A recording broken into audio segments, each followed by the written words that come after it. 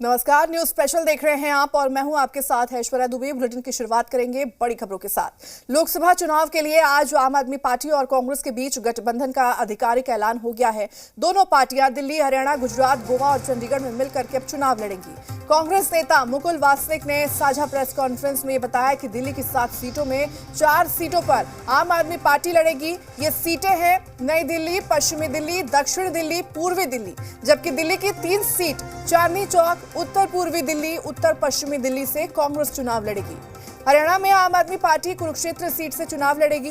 बाकी 9 सीटों पर कांग्रेस का उम्मीदवार उतरेगा।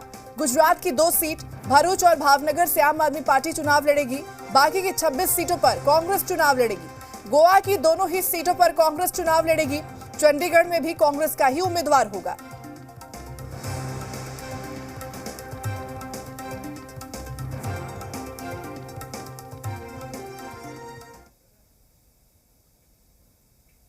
दिल्ली लोकसभा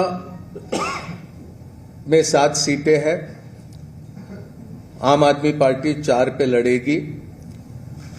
वो 4 सीटें नई दिल्ली, वेस्ट दिल्ली, साउथ दिल्ली और ईस्ट दिल्ली। कांग्रेस पार्टी 3 सीटों पर दिल्ली में चुनाव लड़ेगी। चांदनी चौक, नॉर्थ ईस्ट और नॉर्थ वेस्ट।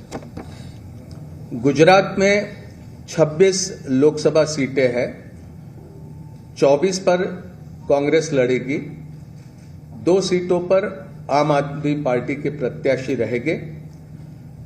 भरूच लोकसभा और भावनगर लोकसभा की ये सीटें होगी। हरियाणा में 10 लोकसभा सीटों में से 9 सीटों पर भारतीय राष्ट्रीय कांग्रेस लड़ेगी और 1 सीट जो कुरुक्षेत्र की है वहां पर आम आदमी पार्टी के प्रत्याशी लड़ेंगे।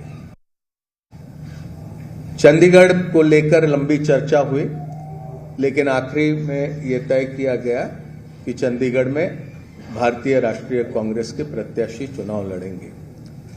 गोवा में भी, खास करके दक्षिण गोवा में विस्तार से चर्चा हुई, लेकिन फिर यह तय किया गया कि गोवा की दोनों सीटें ये भारतीय राष्ट्रीय कांग्रेस पार्टी लड़ेंगी।